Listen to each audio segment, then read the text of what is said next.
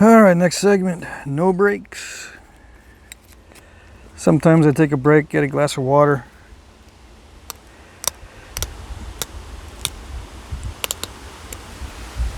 Still zoomed in, good. All right. The wind is picking up, so if there's wind noise in the microphone in a little bit, I apologize. I am not closing the back door to the van because it's too nice out.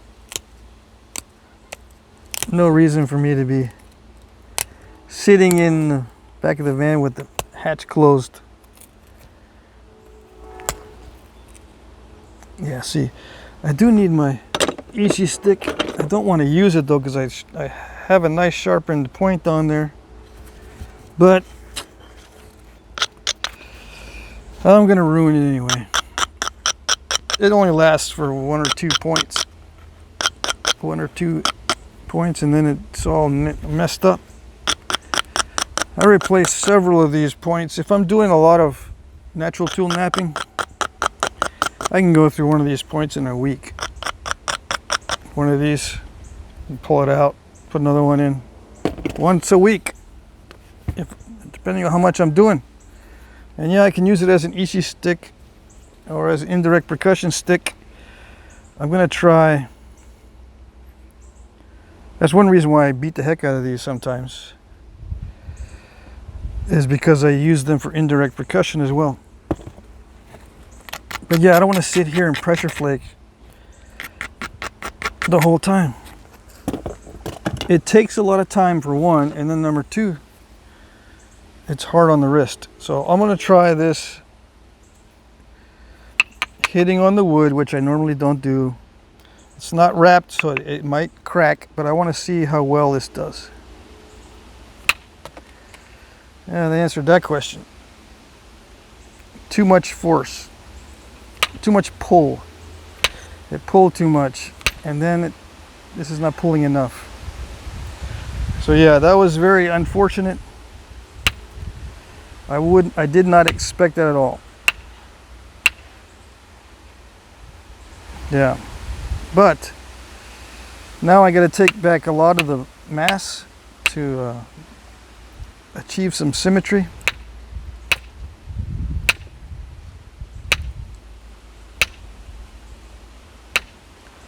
So with that mass that's going to be removed, I'll be able to try to send in a flake there.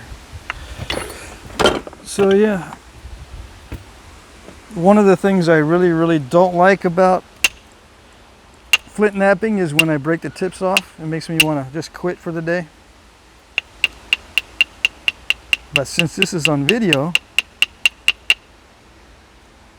it's not as bad as it would be off video, because I don't have an excuse. If I'm off video and I break off a tip, it's my fault. If I'm on video, it's because of something else. It's like I can't see what I'm doing. I'm talking and stuff. I'm distracted. I can blame it on something. May or may not be true. But at least I can blame it on something, and it's not as bad. All right.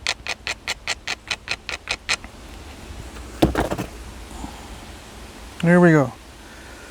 Try to get rid of the island without destroying this whole thing. So I went right for the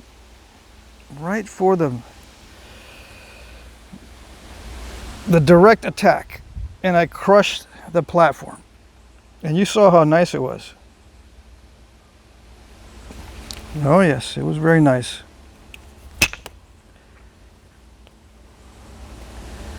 So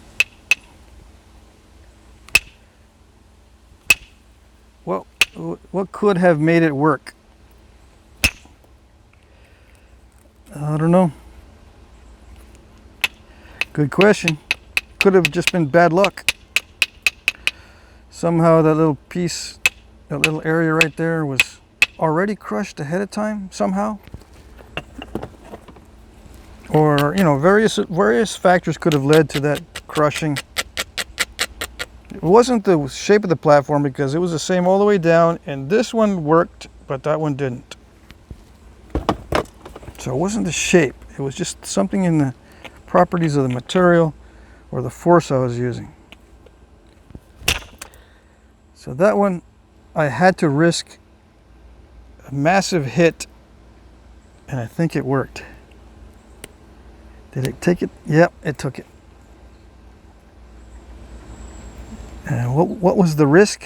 Well, I hit it hard enough to break the whole thing, which means I would have had to start with a new piece in this video.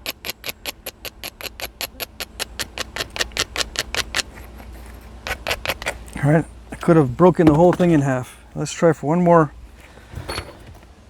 strike to get it all the way flat, to get rid of that little ridge, because it's too tempting not to try to get that. Right? Right. Now some of you are going, I don't want to use this horizontal punch doodad thingy because my conscience on my shoulder is telling me that it's not right. It's just not right. They didn't do it that way. They didn't. Yeah. Maybe they didn't. I don't know. You don't know. Just guessing. If you think they didn't, for sure they didn't, you're just guessing. And I'd be guessing if I said for sure they did.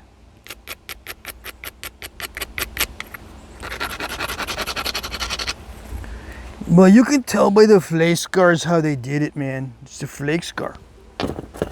There's a way to tell just by looking at the flake scar how they did it. Because it leaves a special mark in the stone. Special mark in the stone. So you know how they did it. Yeah, people can believe whatever they want. It's amazing what some people actually believe. Special marks in the stone. Certain flake scars mean certain things. It can only be one way. It's very distinctive. Flake scar means that it was a very distinctive technique, and they know what it was exactly because of the flake scar. Yeah. It's kind of cringy listening to you guys because you're just getting more and more foolish the more that you talk. It's kind of cringy. Just saying. You know, sometimes I don't say nothing when I hear it. But since I'm on my channel and I can do what I want to, I want to call it out. Say it's foolish. You're foolish. You think the flake scars are going to tell you how they did it. Why? Here's the rule. There's at least at a minimum, two significantly different ways to produce the same exact flake. There you go. You might be right. Your chances are at best 50-50 to get it right. Because there's at least two different ways to do the same exact flake. Two significantly different flint knapping methods. How do I define significantly different? If there is a learning curve for each type of technique. You have to learn the technique, and not like within 2 seconds, but like maybe it takes you a couple of weeks or a couple of days at the minimum. There's going to be a learning curve there. If there's a learning curve there, it's a significantly different way. There's at least two for every flake that you see. Minimum. Sometimes there's like 5 or 6 different ways you could do it. Like, how do they do fulcrum points? Been working on that for decades. Decades they've been working on how to do a fulcrum point. You know what they found out? There are many different ways you can do it. Why isn't anyone doing it on video? Because most of the techniques involve some sort of device. It's extremely difficult to produce a fulsome point freehand, and they don't want to show you the device, usually, because it's like cheating. They're guilty. They feel guilty that they're cheating, that it really wasn't done that way, and that sort of thing. Anyway, so we just got to come up with different ways.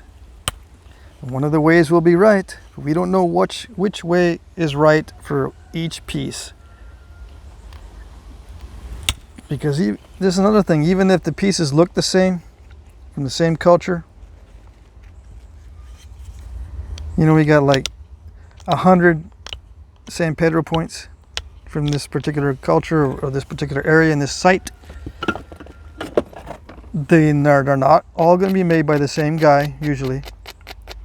And each napper is going to usually have slightly different or very different toolbox. But they look the same. Many of the flake scars are the same. But they're using different techniques and different tools because there's more than one guy doing them. Even if they learn from each other, chances are the techniques are not exactly the same. Some of these antler people ignore this. It's very obvious, but they ignore it because it goes against the idea that you can tell how they made it from the flake scar.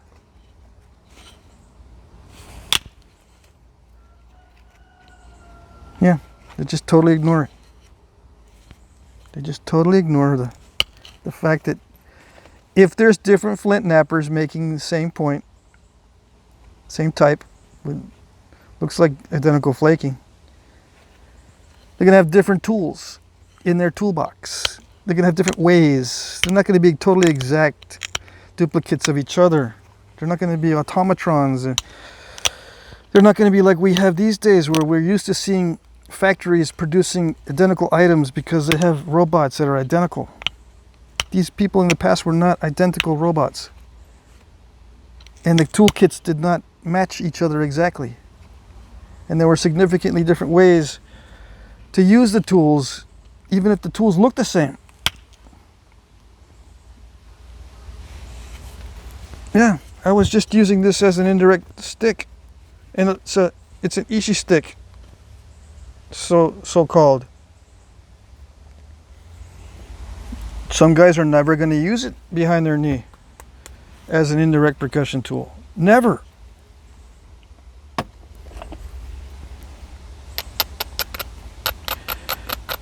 Even when they could.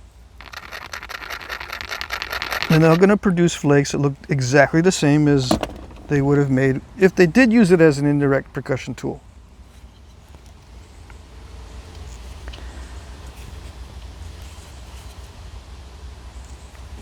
Because once you have the same tip, if you use the same tip, right, with the same amount of force, it doesn't matter if you use pressure or percussion, it's going to produce the same flake. It's all in the initial conditions.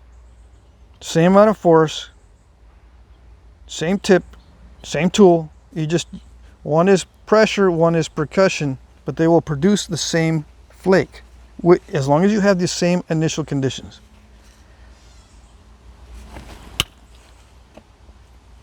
Now, the impact on a percussion strike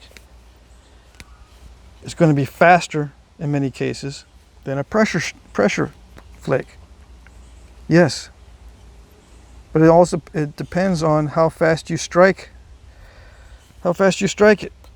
You can slow down. You can use a piece of wood that absorbs shock. There's various ways where it can slow down to produce a flake that looks exactly like a pressure flake, or other way around.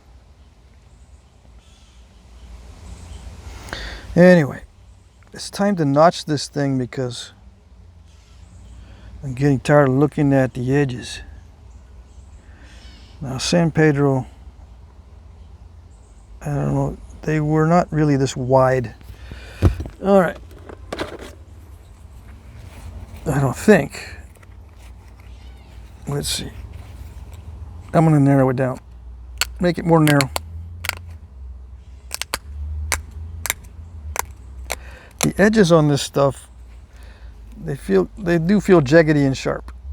Yeah, it's a little bit big, but that's okay. Let me see, I'm going to do this from memory. It's been a while since I opened the book. I didn't open the book this morning.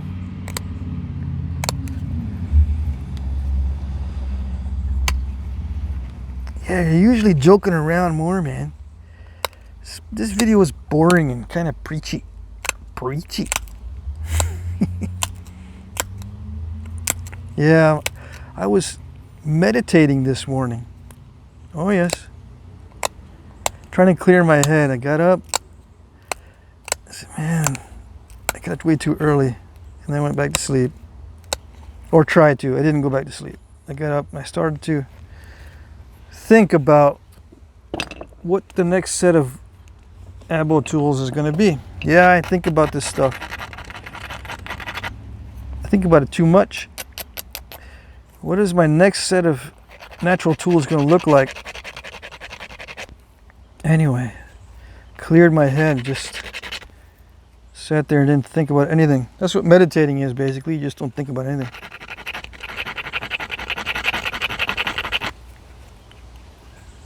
And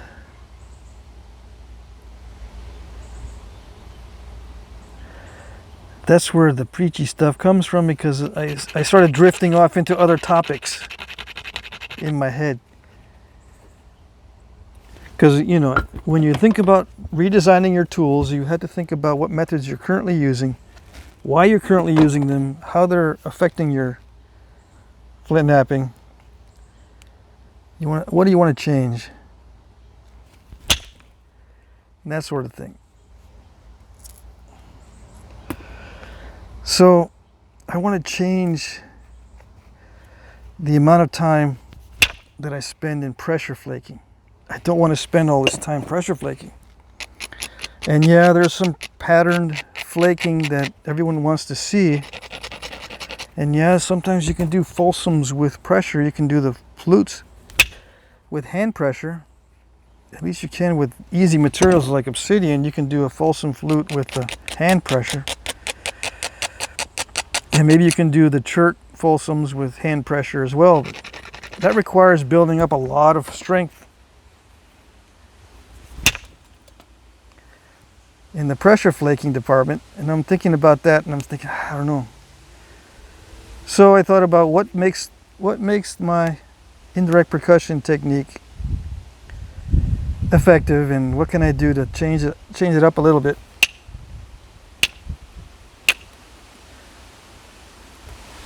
To alleviate some of the suffering that happens. Like breaking off the tip just then, or not just then, but earlier in the video. How can I get rid of that sort of thing? And various other topics. So yeah. That was just my mindset this morning. I'm really joking around. I was really serious. I had to really start thinking serious. Some days I don't think about serious things at all. I'm just napping all day. Stuff that don't have to think about.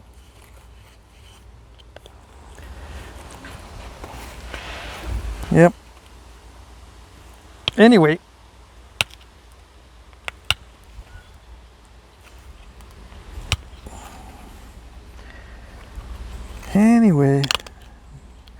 Also thought about making t-shirts, right? I've thought about making t-shirts before. You know, merch for my channel. I don't know, I'm always cringing when I think about merch. I don't buy merch usually from other guys. Not because I don't want to, it's just because it's I ruin this stuff. You know, I buy a shirt, I've bought them before. I buy a shirt and I like it, right? I wear it. I wear it too much. I rip it. Oh, man, I ripped it. I could have been wearing something else, but no. I had to wear this cool shirt that I got. Dang it. Now what am I gonna do? Or I spilled bleach on it. Dang it. I really like this shirt. So I just stopped ordering because I get too attached. If I order some more, I'm just gonna have to put them in a frame or something. Never touch it. Because I'm bad luck. I will ruin it. Oh yeah. Yes indeed. And then I'll pout and I'll sulk and I'll sit there and go, dang it. No, it's not that bad. It's not that bad.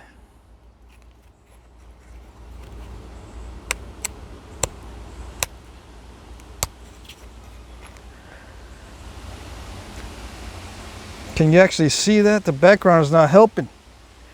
The background is not helping.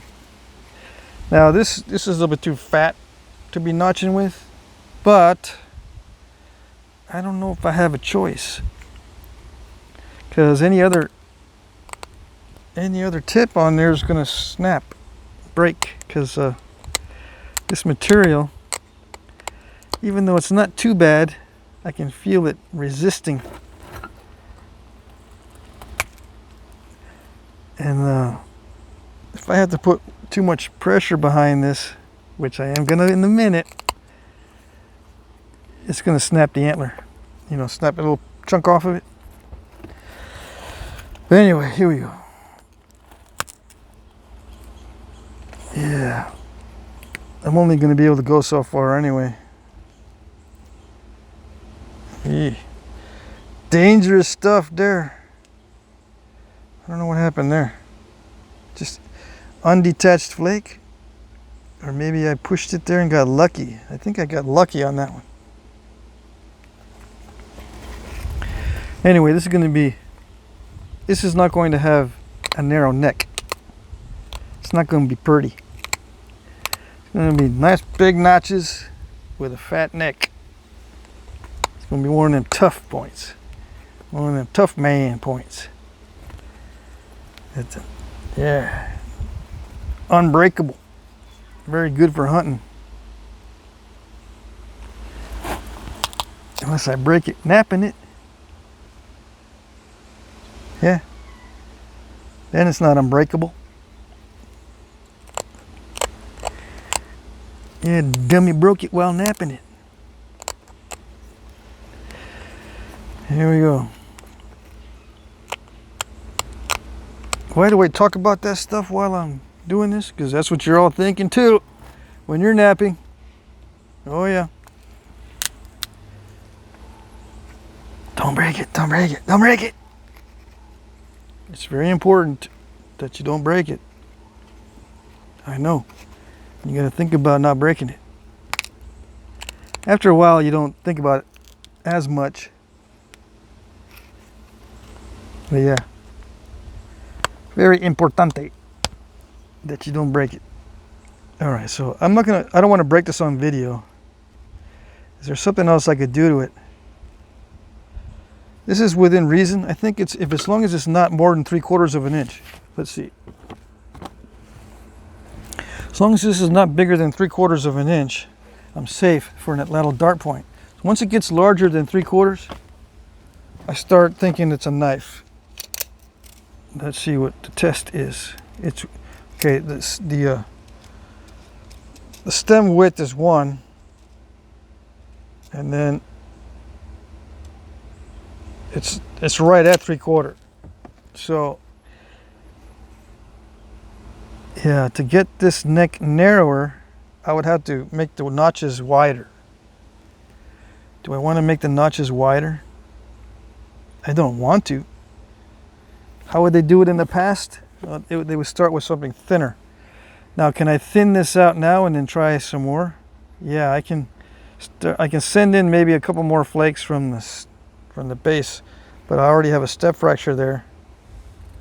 It's going to be hard to send in flakes from the base through that step fracture to thin it down, but that's where I need to thin it, right on that bump. I could do a notch in the middle and then try to power some flakes into that area, but it's risky because then I could just make it worse. I could take a thinner flaker, get in there and try that. I can try that. Sacrifice it because it might break on me. This might break on the tip, but we'll see. I do want to get it down so the neck is less than 3/4 of an inch wide. So all I need to do is maybe less than a 1/16 on each side.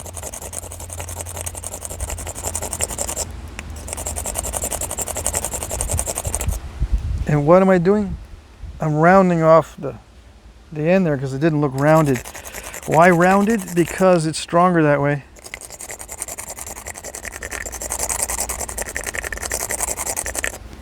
And I needed to make sure there was no cracks to begin with. All right. I'm looking at the microphone. Hopefully it has not been rubbing against my shirt the whole time. We'll see. Okay, so I went with a more narrow flaker. See if I can get in there. I can't see that well. I got the light. I still can't see. If it doesn't immediately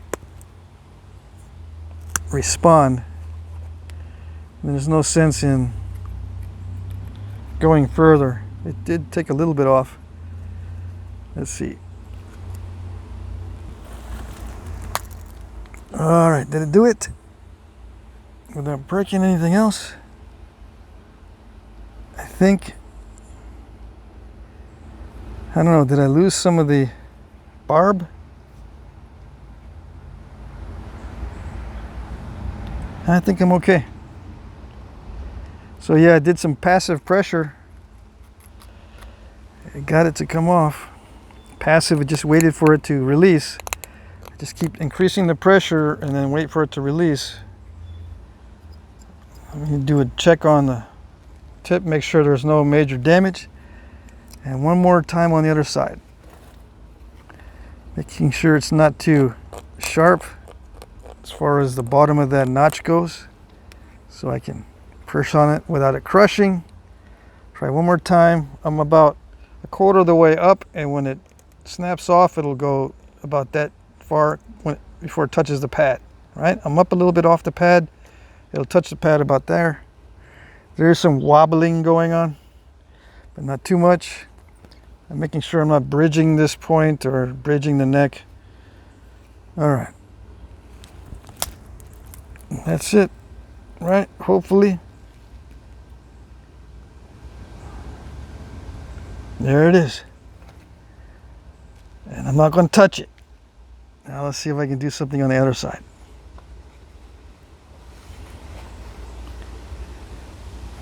Yeah, I could feel, I think I dinged the tip on my glove this way.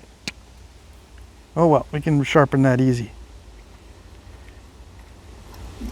Sharpen it easily.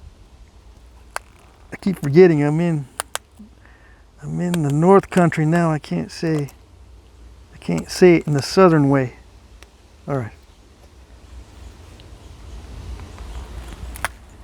Is it going? Did it go? A little bit.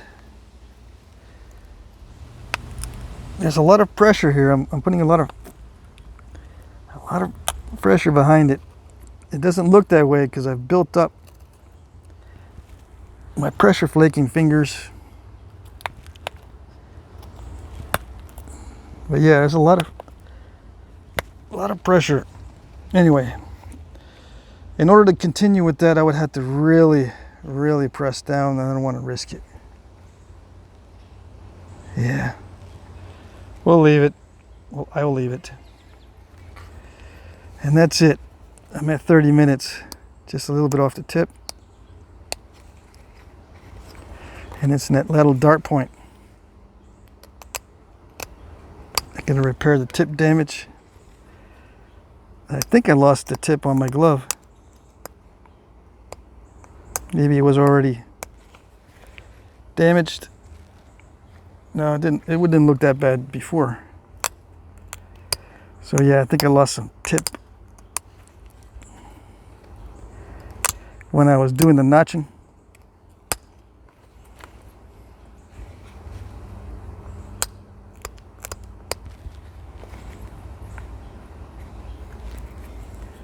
I'll zoom in a little bit more.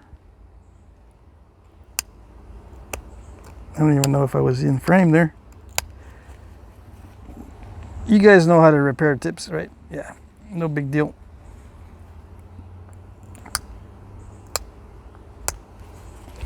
Okay, I'll zoom in on this stuff. This looks like a fine-grained basalt. I could do a little more edge work, but there's no use to it. This is nice and sharp as it is. It's not perfect. Let's see, do I have an Atlato dart foreshaft?